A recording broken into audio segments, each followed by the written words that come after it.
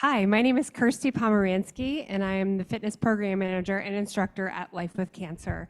Today, I'm going to demonstrate the basic moves and the names of each movement so that if you choose to take a class or do one on demand, that you'll have the basic understanding of how to perform each move safely and the names of each movement. What you'll need today is a set of drumming sticks. I'm using a exercise ball that's set on top of a bucket, and I have a weight in the base of the bucket so it's not sliding around on the wood surface.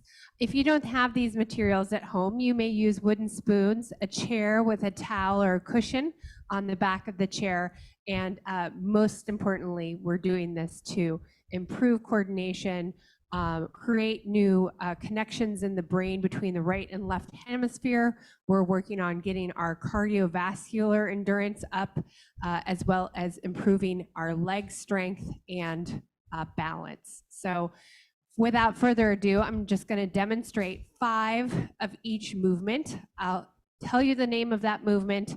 You're welcome to try to drum along or follow along, and you can use this as a tool to learning the names of each movement. And then you can always learn to make your own choreography for songs that you enjoy on your own. All right. Okay, let's get started. This is a single. Just tapping on the top of the ball, one-handed. This is an alternating single. Notice I'm in an upright position. I'm lifted in the breastbone, space between the hip and the rib cage. All right, I'm going to show you how to do a double, just tapping the side of the ball. Let's do this 5, 4, 3, 2, 1. This is a side top. We're just alternating between hitting the side and the top of the exercise ball or chair. Let's do 5. This is the side beat. We're just taking the arms in and away and tapping the side of the ball. This is a front tap. So we're just reaching those hands out in front and just tapping the front side of the ball. Let's go 5. All right, and this is a back beat. So we're just reaching to the back side of the ball. Oftentimes, I'll tell you to do a front and back movement. So we're just alternating between front and back taps. Let's do 5. Excellent. This is an overhead click. We're just taking the arms up through a range of motion that feels comfortable for us. So maybe if reaching directly overhead feels too challenging on the shoulders for whatever reason, we're just going to take this out in front of the chest. So we're just clicking the side of the ball and bringing those sticks together. This is a figure 8. We're just making a figure 8 and tapping in the center of the ball. Imagine you're drawing the number 8. Let's go 5. Excellent. All right. This is a rainbow. We're just taking the sticks across the body, reaching nice and tall, and just taking it through a range of motion that feels good from the left to the right side. All right, we're going to go around the world. We're just going to take our sticks and beat around to the right. 1, 2, 3, 4. 1, 2, 3, 4, and then let's reverse directions. 1, 2, 3, 4. All right, here's an extended single. You pound the ball, pound the top of the ball, you shift in that foot, reaching nice and tall, arms come up overhead. To a range of motion, if that's too intense, just try bringing it out in front. Remember, you know your health history best, and I want you to look for the movements that feel right for what your fitness level is and whatever conditions you might be dealing with, okay? We're here to look for what we can do versus focusing on the things that we can't, because there's still a lot that we can do. All right, here's a double, extended doubles. We reach up with both arms nice and tall, and then this is a crossover. double armed crossover. We're just crossing that midline, tapping out in front. We're just crisscrossing those arms. You can do a single arm crossover. Usually we'll do a cognitive brain pattern, which is an 8 reduced to 4, reduced to 2, and then go into a single. So I'll demonstrate this. This is 8, 7, 6, 5, 4, 3, 2, 1. Then we'll do 4, 2, 3, 4. Reduce to 2, 1, 2, and then a single is that, okay? All right, we're going to do a rumble. That's a hinge in the hips.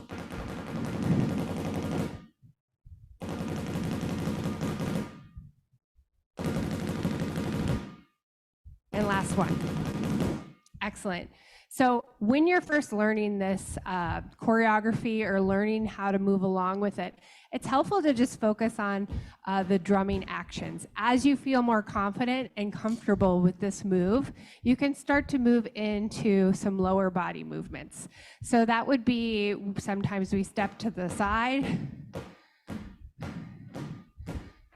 We'll do 4 and 4, reduce to 2 and 2, and then single side step touch. Okay, this is a marching in place. Okay, you can always revert back to this if there's something that we're doing that doesn't feel right for you, or it's becoming too complicated to follow along. Just move your feet or focus on lower body or upper body. Okay, that's always an option for you. We will do something called a chassé, which is striking the side of the ball as you move around the ball or chair. Usually we'll go in a pattern of 8. We'll go 8 in the other direction. We'll reduce to 4, 4, 2, and 2. So that's a cognitive brain pattern. When we're moving in a right-left direction, we're working on balance and coordination. Knowing where we are in space is really appropriate for fall prevention, okay? Something that we need to be focused on for our entire lives. The next move I want to focus on is going to be a split lunge. So we'll get into this position. Notice that I'm taking that foot back behind me. I'm in a nice wide base so that if I struggle with balance, I have a bit of a wider stance, which is going to help stabilize me.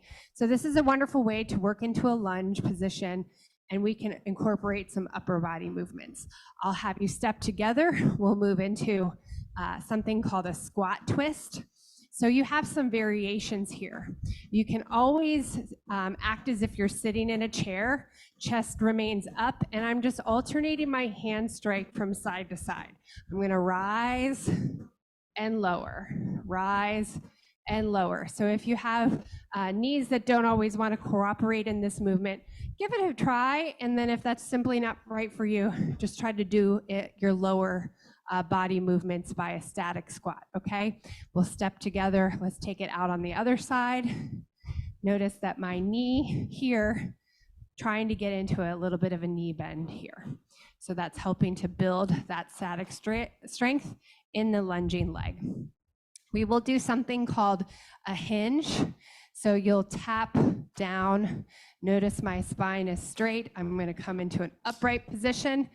I tap down on the barrel side of the ball, bring the arms up overhead. Okay, this is squat barrel or a hinge barrel. So we can do a variation depending on what our body is needing for the day. So squat, try a little bend in the knee. If that's not for you, I want you to hinge in that hip as a modifier, okay? There we go. So that's a squat barrel. This is a hinge barrel. Squat barrel overhead. Looks like this. Excellent. And then a hinge barrel overhead. Looks like this. All right, great job.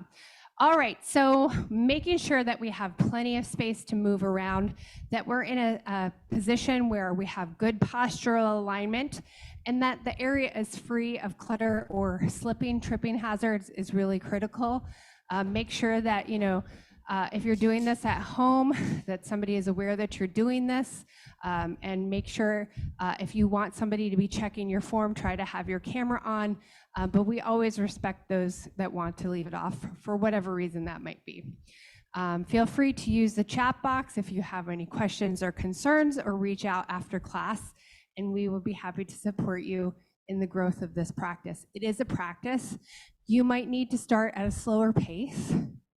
You might feel tired at the end of the class, because anytime you're learning new things, that can be taxing, right? So making sure you're hydrated, that you're sleeping, you're getting out for fresh air, moving your body throughout the day is really going to help reduce those feelings of fatigue and just improve your overall quality of life. This is also a practice that can help bring joyful, playful movement. We do have acupressure points in the hands that the vibration of hitting on this ball helps to stimulate, and that's always a good thing. We do some chazés, so that's where you're going to do a little jump, bring the arms overhead. Modification would just look like this. You're bringing those feet out, tapping and touching. If you can jump, make sure that you're jumping and doing a soft landing. You're absorbing in the knee and springing off through the balls of the foot, okay? We want to make sure that any kind of stomping is okay with your feet. If you struggle with neuropathy, maybe you're just going to focus on the upper body movements and omit that stomping or jumping. If you struggle with bone density, making sure you're in good postural alignment, doing things to prevent falls, and some impact like jumping or stomping can be beneficial if practiced over time. So that does take time.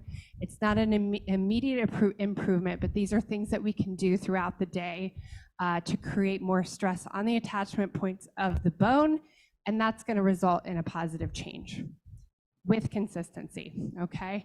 So that is pretty much the basics. I'm going to tell you a little bit about how to also incorporate a V step. So you're going to step up, tap around the ball, as if you're making the letter V with your feet.